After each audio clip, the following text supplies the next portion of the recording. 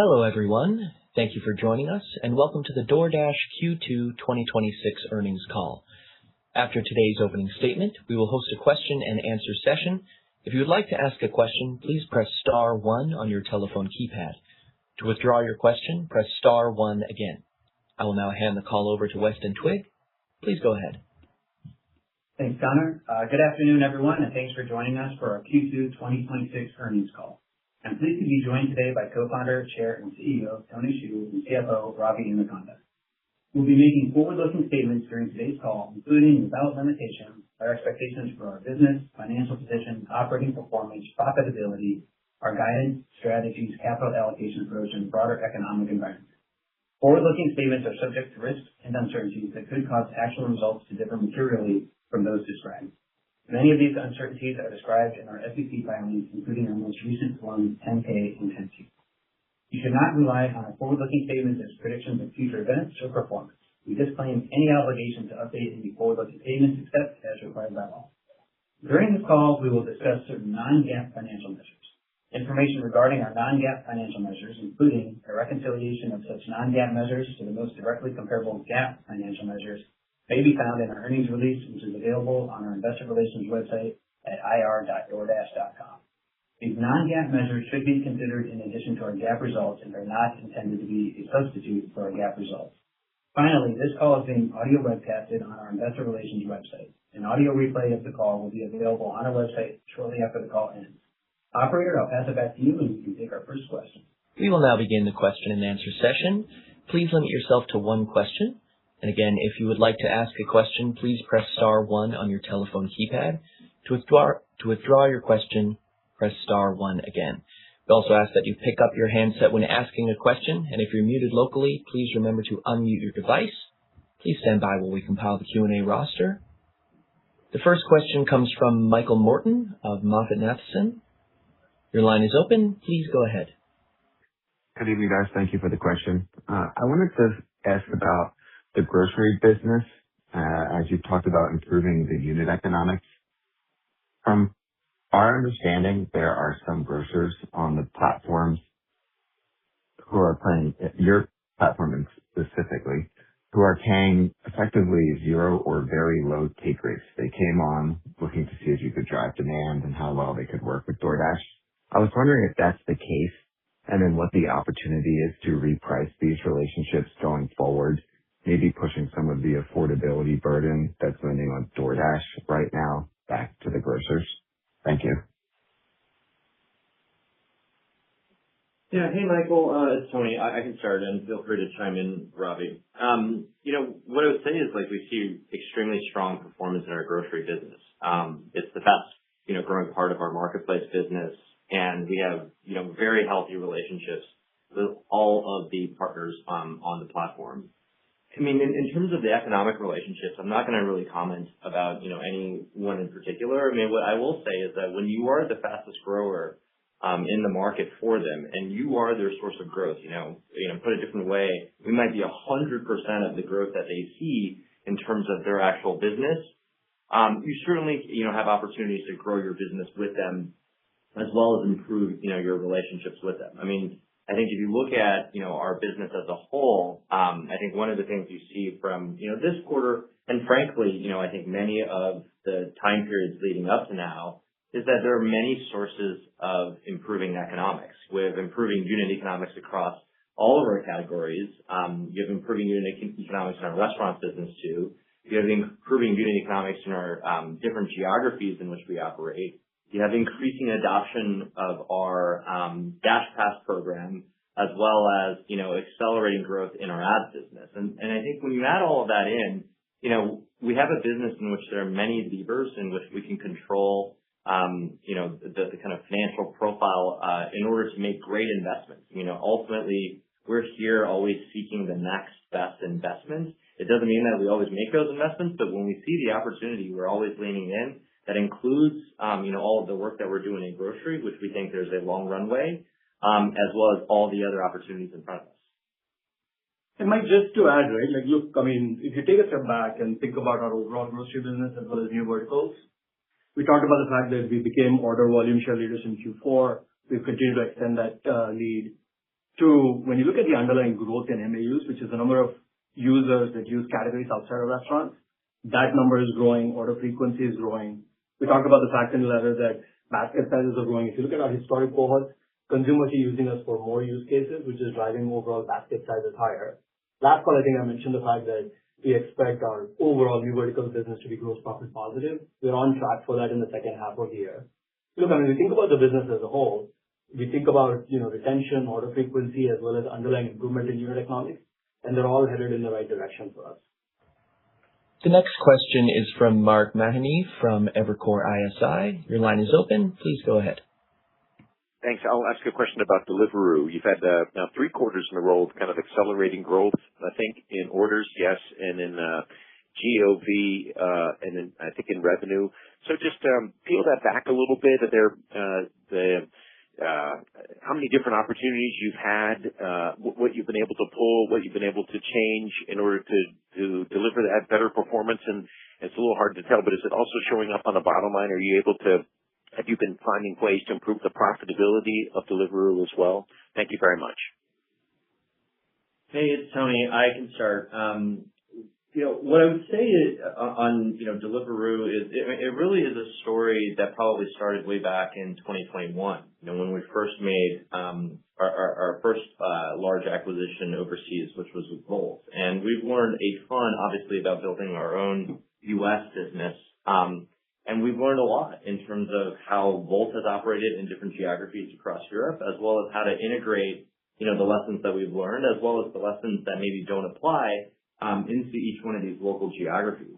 So what you're seeing in Deliveroo, I agree with you, Mark, is just accelerating performance, frankly, across the board. And that's super exciting because I think, it's validation that our integration work is really working, and that the lessons that we've learned in building these marketplace businesses around the world do translate into some of these very meaningful geographies and foundational places where we're just seeing growth in all of our big international markets.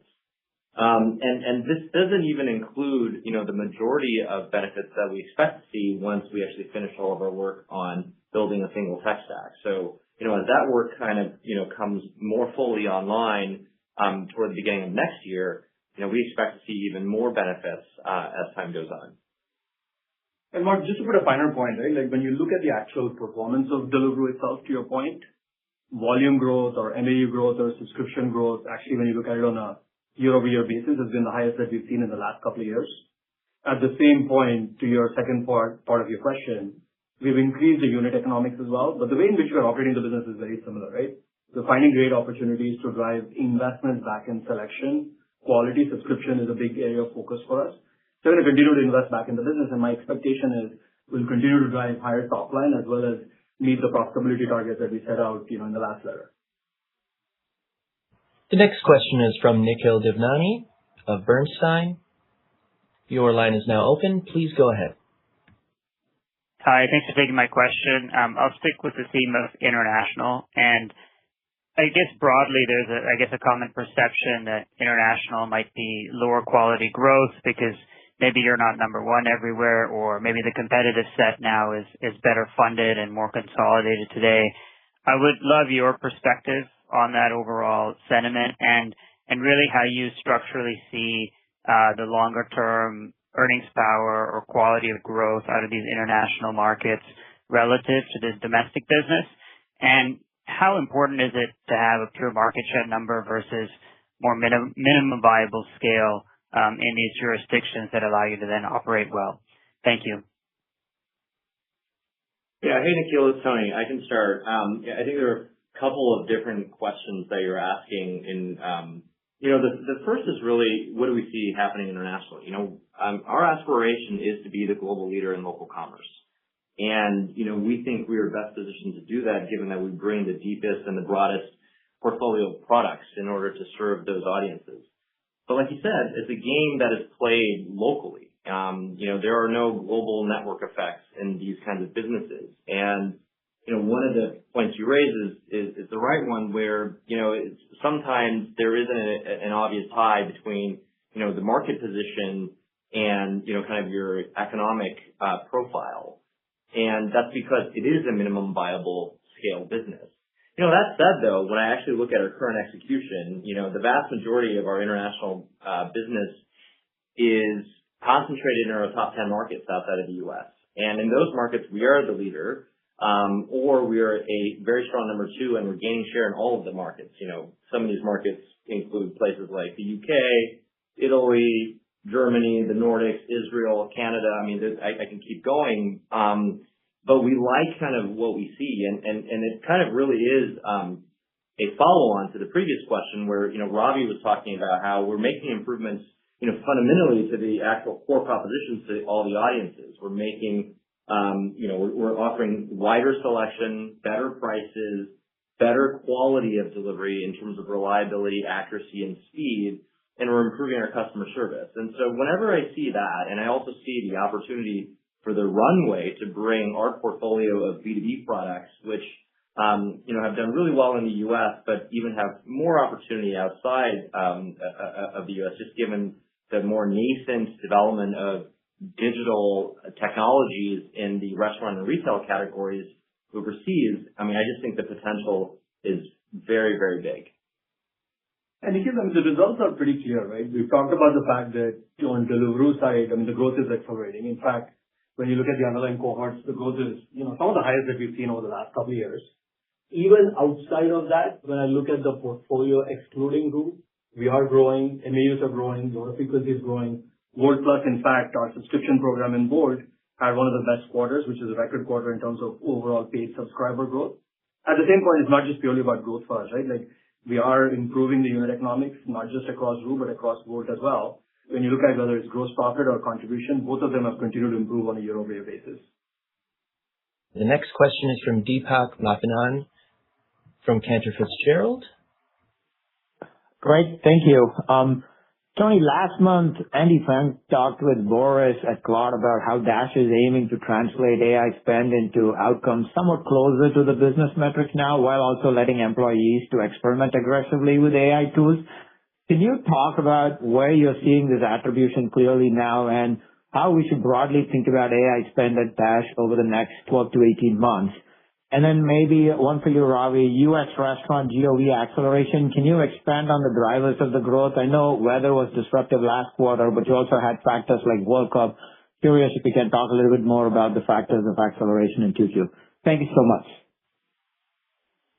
Yeah, sure. On the AI question, Deepak, I would say, a couple things. The first thing is we want to make sure that any technology that we meet, whether it's AI or frankly anything else, that it's actually, rooted in delivering a better customer experience. Because if it's not, I'm not exactly sure what problem we're actually trying to solve. And I don't think it makes sense to just play with the technology, for the technology's sake. And so when you look at, some of the things that we've seen success, for example, one of the more recent products we launched was called DoorDash Ask, which is an ordering agent that helps customers discover restaurants that are similar to ones that they've ordered in the past, but that are new to them, that helps them build a grocery cart in under 2 minutes. So really solving actual pain points that we see in using, an increasingly larger and, more diversified marketplace. That's one example. On the merchant side, we've seen automation in building catalogs for retailers or menus for restaurants, which includes all of the photos, the metadata around, all of the different, SKUs and items so that we can actually onboard a merchant faster in order to get same-store sales growth. For Dashers, we're seeing improvements in routing as well as, how we can help Dashers, find the best areas to dash. Those are some examples of, how we actually have, applied AI in a way that is actually meaningful in terms of driving customer outcomes, which ultimately deliver business results.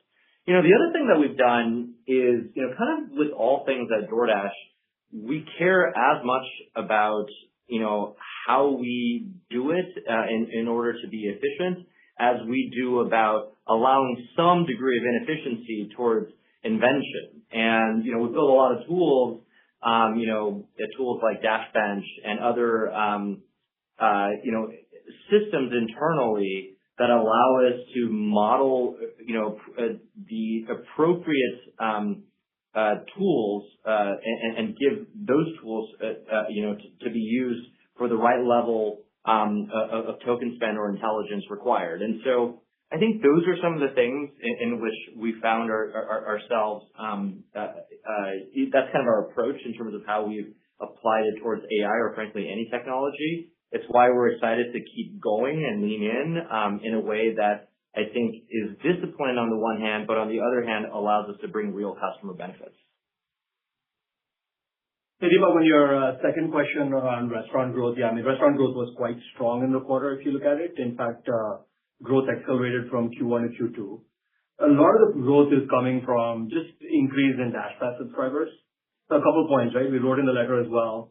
We added more number of DashPass subscribers in the last year compared to the 2 prior years. Number 2, when I look at the paid subscriber growth in DashPass, it was one of the highest that we've seen in the last couple of years.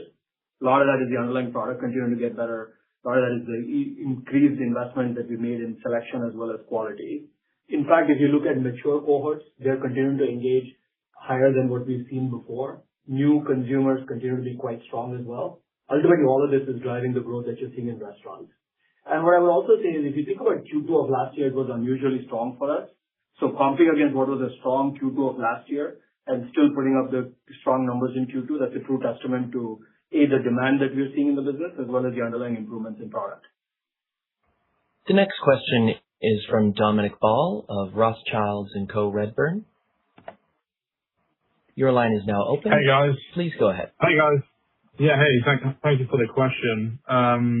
Interesting commentary about kind of investing more in merchant services and software. I think it's somewhat well known that, DoorDash has been testing its POS product in a few markets in the US with both SMBs and enterprise restaurants. So we'd just love to know about how these test trials are going, what products and features are kind of resonating, what is kind of driving some restaurants maybe choosing to use DoorDash here, and then how do we think about a potential more broader commercial launch going forward?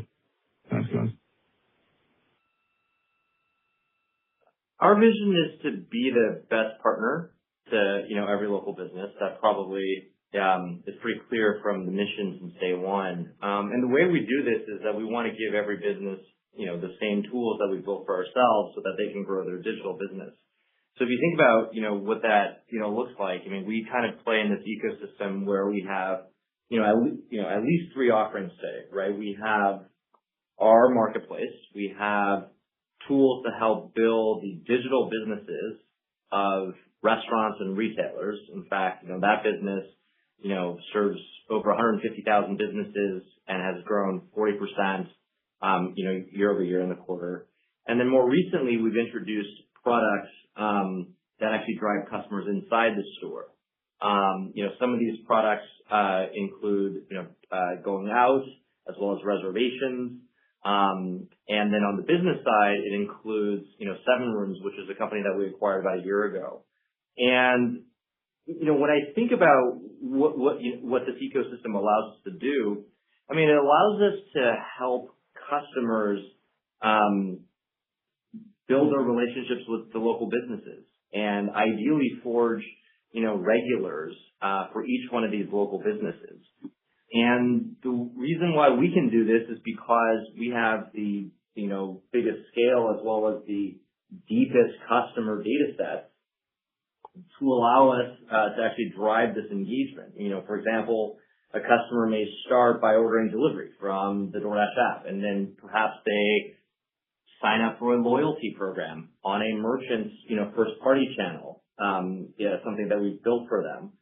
And, when it makes sense, both DoorDash and the merchant can incentivize the customer to, go inside the store or go inside the restaurant and actually have a meal. And so when you think about the interaction effects here, what we really are able to do is be the best growth partner for all these businesses and, for consumers, give them, the most choice in terms of how they actually want to interact with all these businesses. I think the proof points we kind of highlighted in our quarterly update are really, really strong. And, we think that this ecosystem is one that has a very long runway. The next question is from Jason Helfstein of Oppenheimer. Your line is now open. Please go ahead. Thanks. So just two questions. One, you talked a little bit about dot deliveries in the release. I guess anything you want to share on how you're thinking about unit economics kind of like today versus where we think it goes long term, and how you think that impacts demand around elasticity? And then is it possible to share the AOV for the most recent period in the chart on page 3 where you're comparing the restaurant versus the grocery and retail? Thanks. Sure. Maybe I can start with the question on Dot, and then Ravi, feel free to chime in on the second question. I would say a few things about DoorDash Dot. The overall vision for autonomous delivery, at least at DoorDash, is that we want to offer, AVs throughout the network so that we can deliver the best, service to customers. The best service could be the fastest delivery, the most affordable delivery from the widest selection, including from very far away places. And, I would say that the real secret sauce or the magic that we've learned in building DoorDash Dot is that it's really the complexity of marrying the operations with the technology that actually allows you to, even have a chance at delivering scaled autonomous delivery.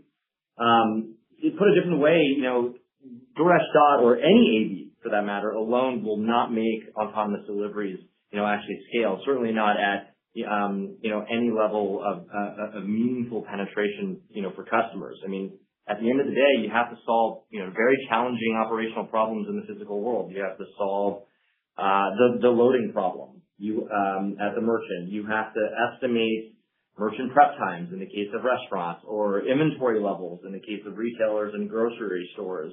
You got to solve for difficult drop-off issues like, perhaps a doorman inside of a high-rise building, or, a complicated gate entry in an apartment unit.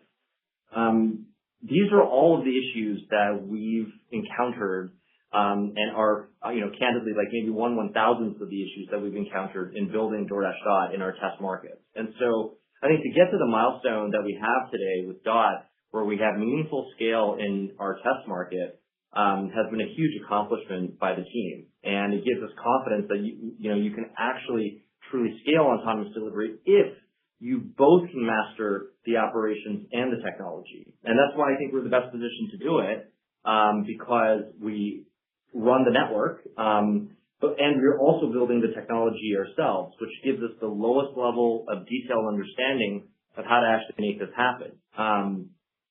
And it doesn't mean that, we have to build everything. I mean, we actually, whether it's by land or by air, we have a variety of partners that we interact with. And, for everyone, we kind of, solve all of the challenging operational problems for them. And we do that through our autonomous delivery platform. So, for a merchant, you can take your existing DoorDash integration and you get access to any and all AVs. And for customers, you're going to actually one day get the benefit, of these technologies. With respect to, the cost profile, we're very excited by what we see. I mean, it's exponential progress.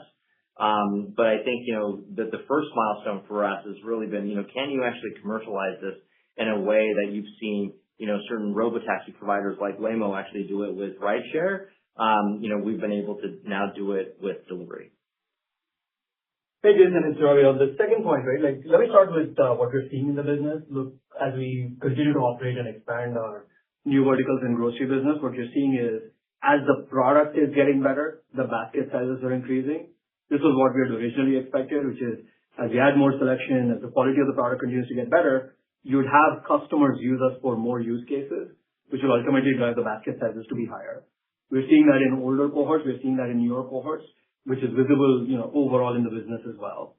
But let me actually take a step back and walk you through what our thesis was and, why we put the second chart in the letter.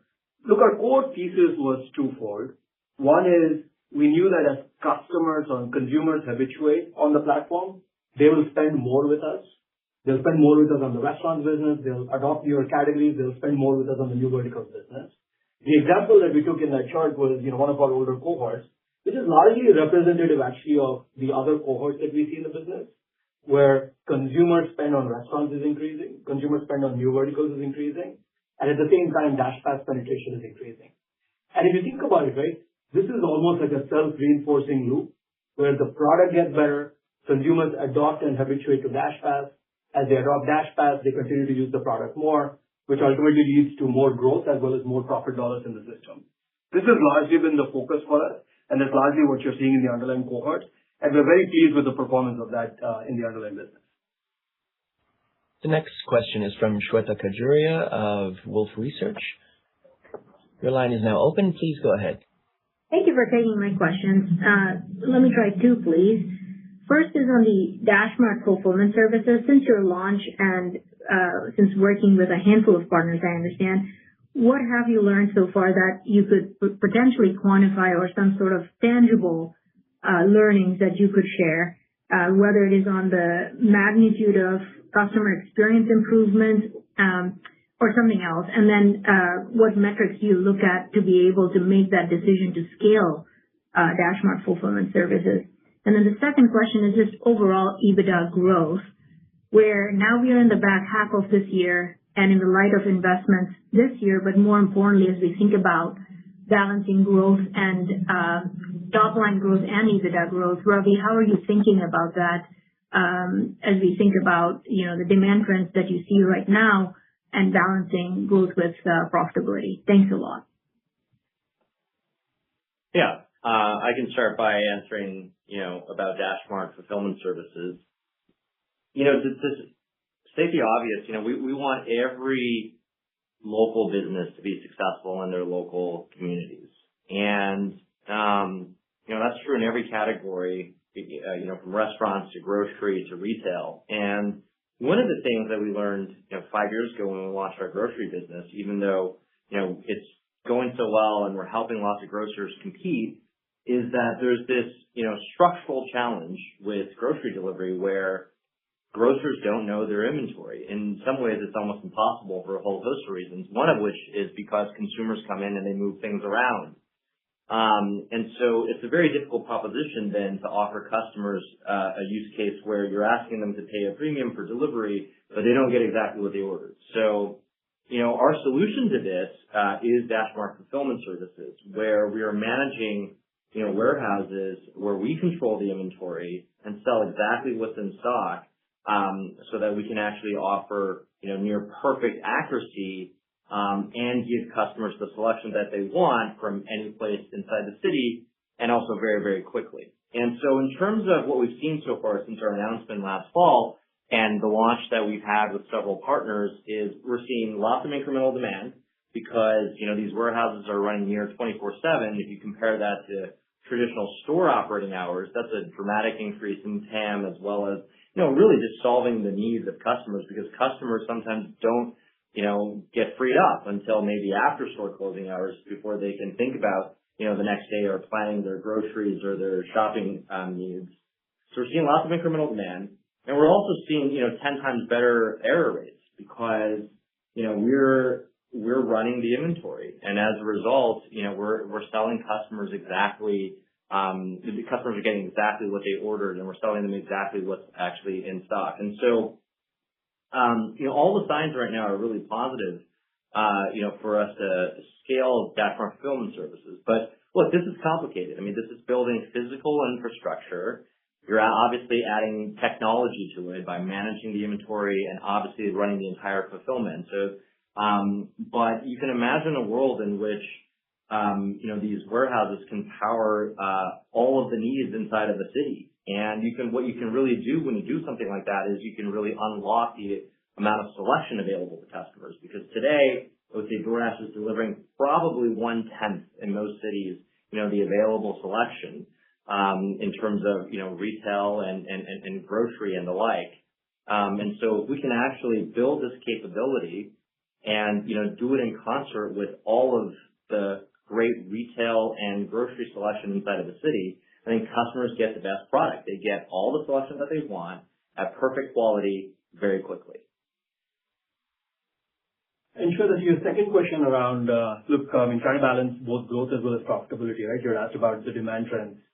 Look, when I look at the underlying business, the demand trends continue to be quite strong. As you know, we focus and spend a lot of our time on cohorts. MAUs, when I look across the board, they're at all-time highs. Subscription, I talked about the fact that both domestically and internationally, those are one of our best quarters in the sense that the subscription continues to be at record highs. Restaurant growth accelerated. Delivery continues to do quite well. Overall, when I look at the underlying improvements in the product, that's driving the improvements that you're seeing both from retention as well as order frequency. At the same point, the quarter was very strong from an underlying profitability perspective as well. A lot of that is because the underlying unit economics continue to improve. For us, the philosophy has always been the same, right? We're consistently trying to improve efficiency. There's many sources across the board, whether it's sales and marketing, fixed costs, up and down the P&L. Our goal is to consistently reinvest back in the business. Look, we talked about the fact that we're investing, back into the business and building product, some of which we've talked about earlier on the call, whether it's autonomy, unification of the global tech stack, or investing back in merchant services. All of those are going well. They're all going, on budget and on plan according to what I estimated a couple of quarters ago. These will increase the surface area. Ultimately, the goal for us is to continue to drive both growth as well as profit dollars. As long as we make the product better, what we're seeing in the business is we're able to do both, right? This is, how we think about balancing both growth as well as profit dollar production in our business.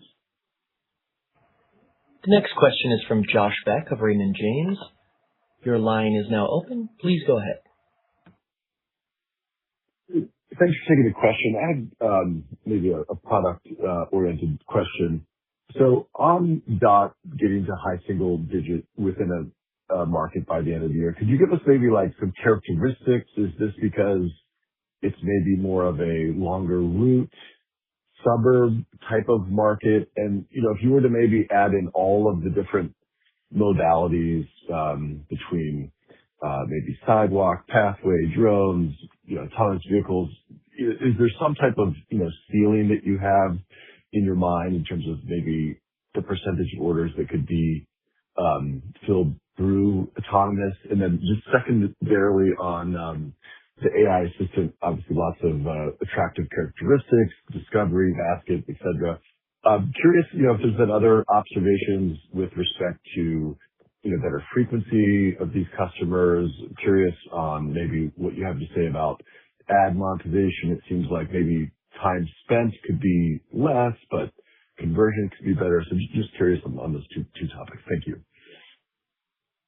All right. I think you had maybe 7 or 8 questions in there, Josh, but I'll do my best. Look, on DoorDash Dot, it is a representative DoorDash market. We're testing in Phoenix, and so and we're testing it, with real scale now, which is it's a real accomplishment when you think about, these are not demos, these are not prototypes, there are no fixed routes. This is real life, and this is real life for tens of thousands of customers, that are receiving real deliveries. And so that's very exciting. It's also very challenging. I mentioned, maybe 5 or 6 issues.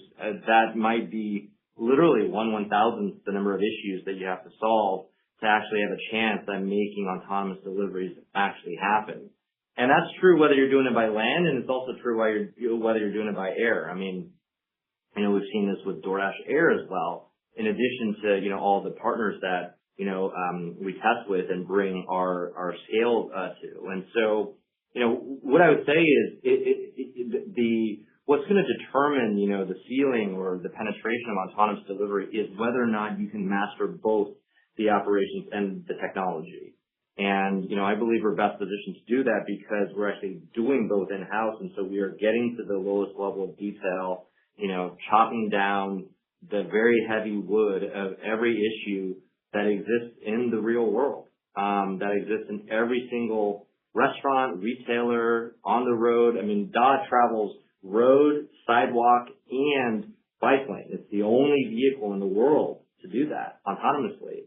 And there's a lot of challenges when you actually try to, take on that multimodality, and one of the interesting things, perhaps the most interesting thing of what we're building with autonomy is this autonomous delivery platform. You can think of this as the brains that actually makes it all happen. Deciphers which vehicles go to which orders, that decides whether you have a mixed route, where you have human dashers as part of the legs of the journey and autonomous vehicles on other parts of the journey. That looks into the configuration of the package size and the package design and the package weight.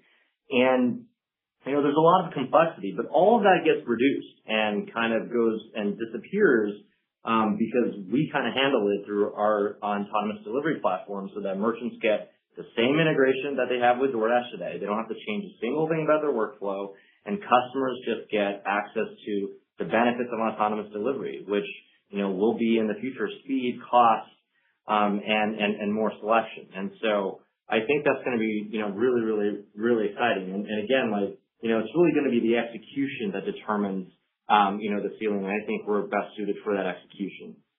I think your second question on the AI assistant, the short answer is, of course, whenever you're reducing friction in a product, you get more usage.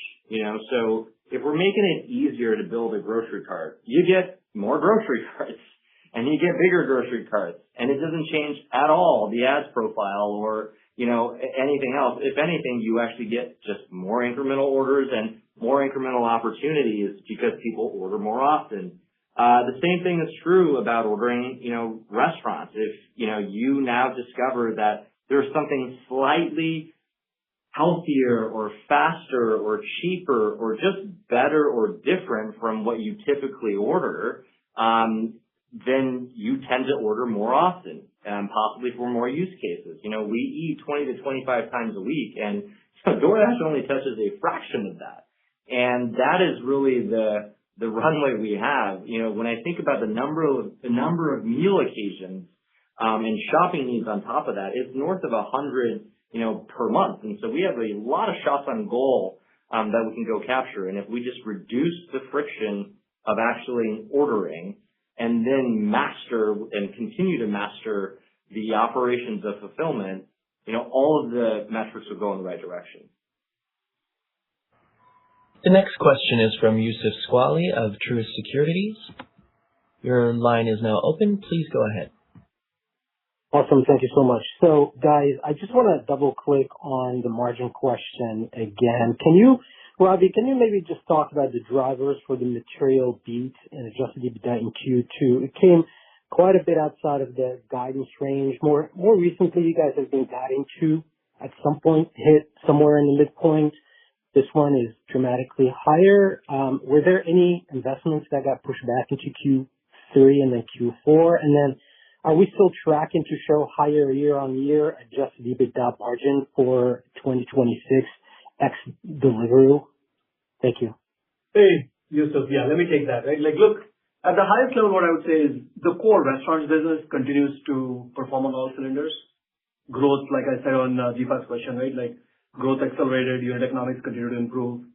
New verticals growing much faster than our restaurants business, as well as, it's on track to being gross profit positive by the end of the year. International continues to do well. We've talked about some of the strength that you're seeing in Deliveroo as well as the beat on unit economics there. More specifically, what we saw in the quarter was the unit economic improvement came in ahead of our expectations, specifically in a couple of areas.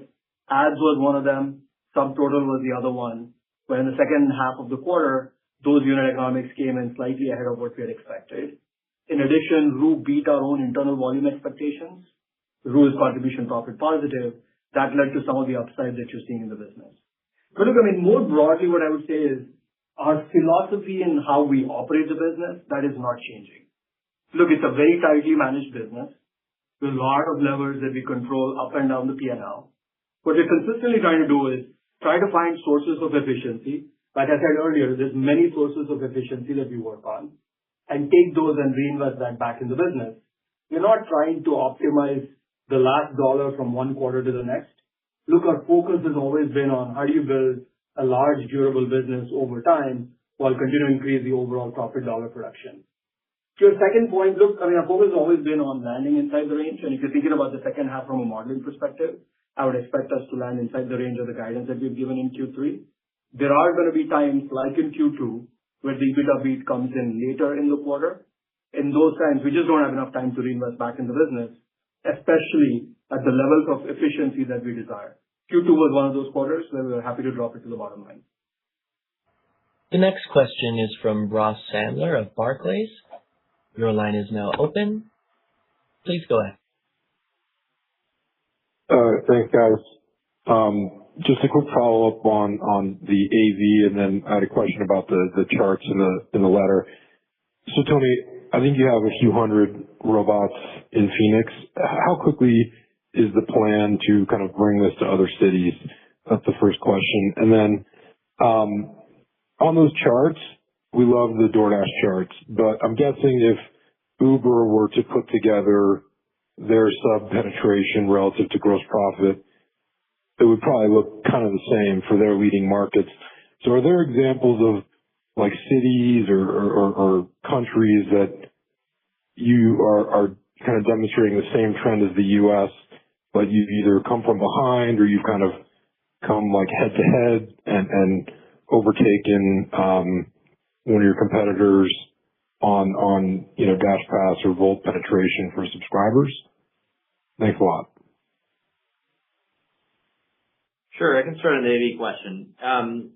Yeah, I mean, we're very excited about what's happening in Phoenix. But like, as I mentioned, I mean, there's a lot we got to go figure out. And, I'm a big believer that you really have to nail something before you scale it, especially in the area of autonomy where, you're really solving like, the problems of like 6 separate individual companies almost. And you kind of have to be great at all of them.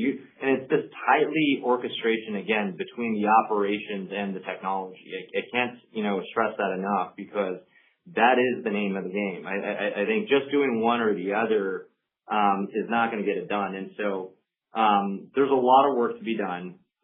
We are in parallel, of course, securing permits because, we work with cities to actually unlock a lot of this. And, we do have, plans to expand.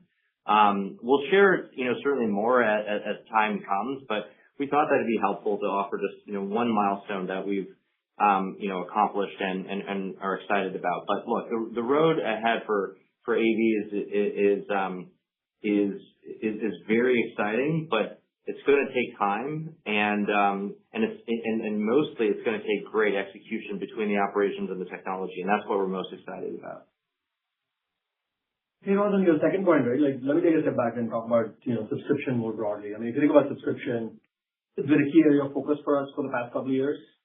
Subscription continues to do well. Whether it's subscribers in the U.S. or international, the growth rate are some of the highest that we've seen in the last couple of years. And the whole thesis for us was as DashPass penetration continues to increase, overall gross profit per mile continues to increase.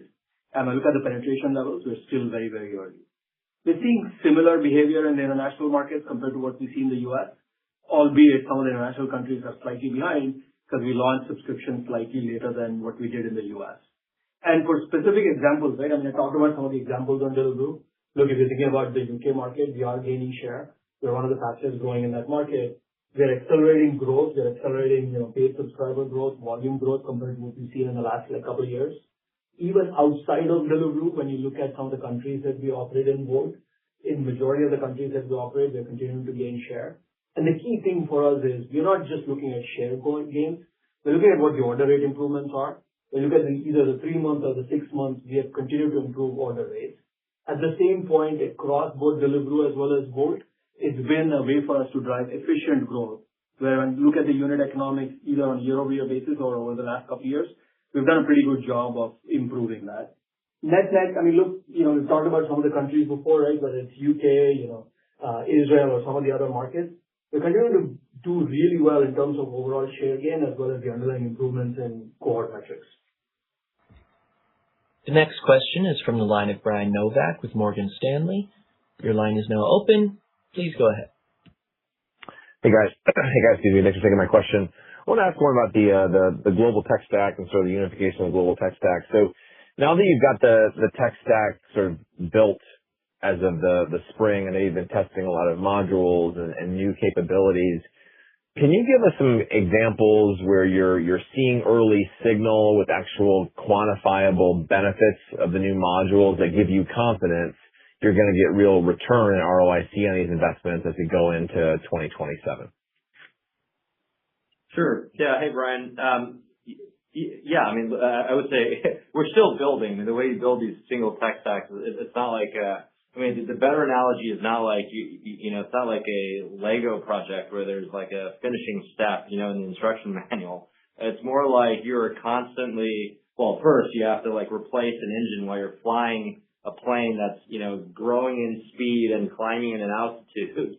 And then you're constantly making tweaks. That's probably the more appropriate analogy. But we're doing it. And where are we seeing benefits? I mean, a lot of places already. I mean, you're seeing, conversion wins from improvements in search. You're seeing wins in automation in terms of our customer support flows, and by bringing things from one place that was more automated to another place that was less automated. I mean, the theme really is what we're trying to do, and why, there's a thesis for a return here, is because you're taking the best of breed feature and literally, offering it to all of our 41 markets. And so this is not like taking one stack and then just like copy and pasting everything into, all of the brands. It's actually literally taking the best of each and then putting it into a completely new engine, and then running it. I mean, it's like building a new company. And so, and that's why it's really hard. And, candidly, it's not something that you would do if you do not believe more in the future than you did in the past. And that doesn't even take into account the velocity benefits, after you complete the project, where if you were to ship once from an infrastructure perspective, that it actually gets shipped everywhere. The next question comes to the line of Ronald Josie of Citigroup. Your line is now open. Please go ahead. Great. Thanks for taking the questions. I wanted to go back to the gross profit and DashPass chart that we have in the letter here. And so both of the lines more recently are steepening for both, which is talking all the trends that we saw. So I'd love to hear more, maybe Tony, on just the plans or strategies to continue adding value to the program and the push and pull, what that value does to overall gross profit. And then more recently, I think the company launched newer or greater fees for larger delivery radiuses. Just talk to us about the reasoning for those fees and the benefits. Thank you. Yeah. Hey, Ron. Let me take a stab at both of those, right? Like, look, subscription continues to do well. Our thesis has always been, as consumers habituate and we graduate them to DashPass, their overall value proposition from not just a gross profit, but order frequency as well as retention goes up. And the example that we put in the chart was, largely a Jan 2021 cohort, and we wanted to use that because it was sufficiently old enough where you could actually see the trends.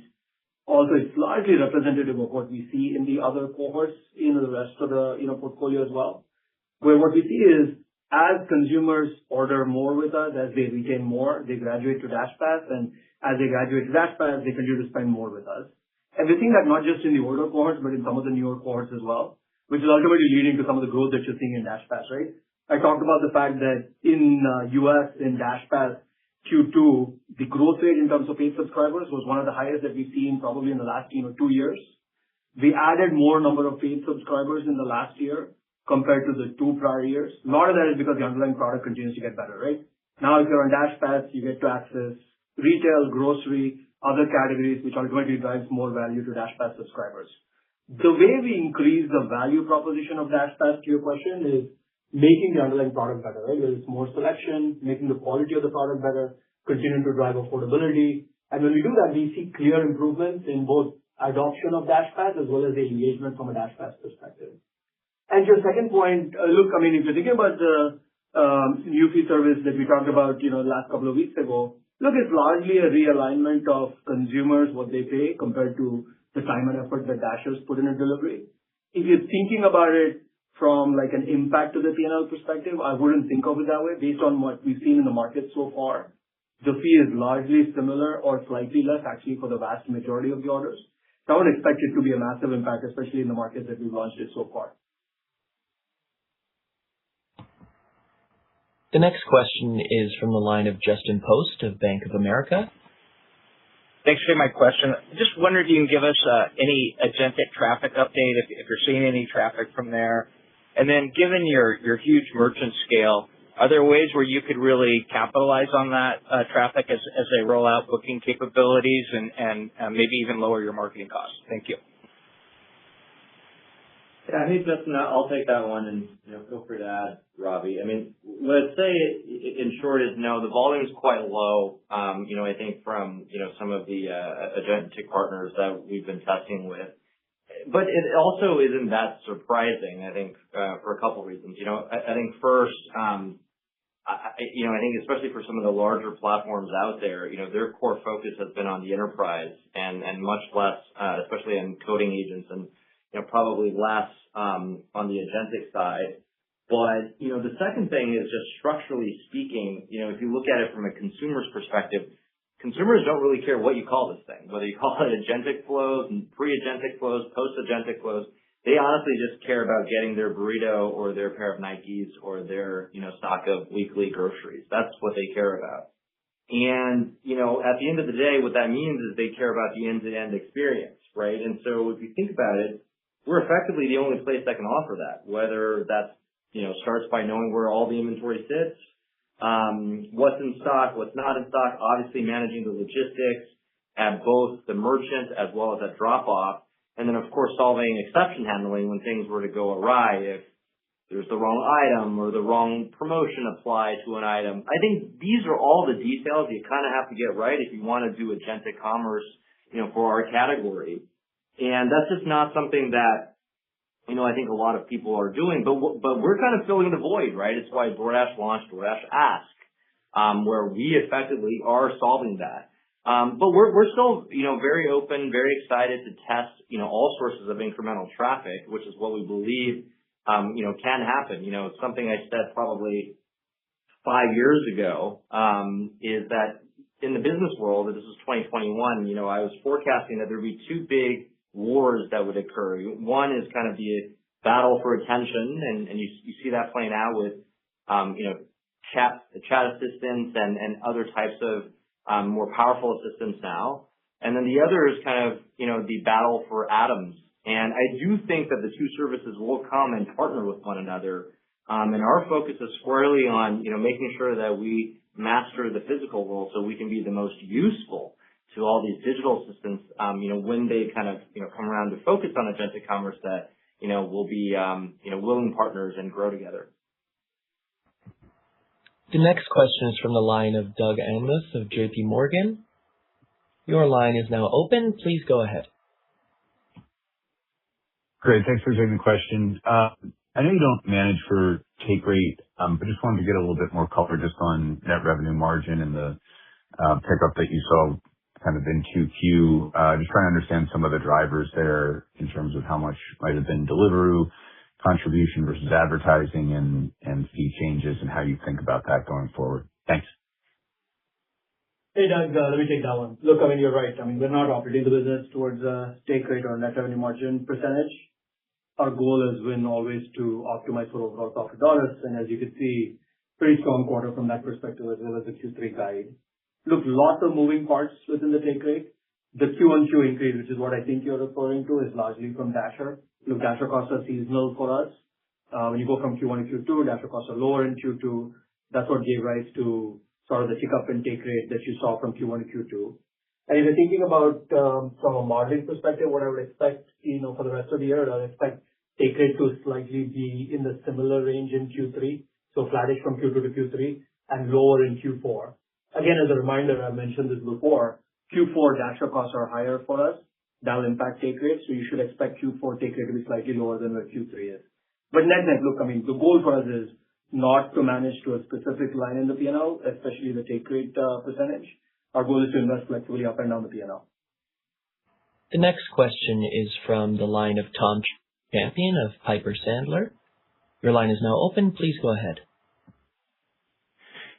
Good afternoon. Thanks for taking the question. Ravi, I'd just be curious about your big picture view on AI spending and the ROI that you're seeing, and I'm curious if it's impacted your future hiring plans at all. Thank you. Sure. I think, let me start. It's not just purely about driving cost efficiency for us, right? Like we said earlier on the call, look, we are encouraging our teams to use AI across the board. For us, ultimately, the goal is how do you build better products for customers, which will ultimately drive, both growth as well as overall profit dollars. Ask was one of the examples in which we're driving benefit to customers. We've done similar things on both merchant side, where we're helping merchants onboard faster. On the Dasher side, we build conversational buddies where Dashers, if they're stuck, they can actually chat with the agent to help themselves get unstuck. At the same point, look, we're seeing productivity gains across the board. Internally, we're using it in sales, accounting, marketing, finance as well. The goal for us has always been, it's not just purely about encouraging the usage. How do you actually drive efficiency as well? We've taken a number of steps. We've built models where internally the tasks are routed to the right model depending on what the actual cost, quality, and efficiency is. We've put caps in place. We've also, incorporated some of the AI budgets into teams' existing budgets. Look, we are seeing gains from, the usage of AI. The sharper question for us is how do you take the efficiency gains and reinvest that back in the business? Look, we are investing in building some large areas, right? We've talked about autonomy, we've talked about AI, we've talked about the unification of the tech stack. These are all areas where we think it's going to be strong long-term ROI for us. The goal for us is how do you take the efficiency gains, whether it's AI or any other part of the P&L, but the philosophy is same, right? How do you reinvest that back into business, ultimately to build scale and durability over a longer period of time, which leads to higher overall free cash flow production. That's largely how we're thinking about the efficiency gains, but we are happy with what we're seeing in the business today. There are no further questions at this time. This concludes today's call. Thank you for attending. You may now disconnect.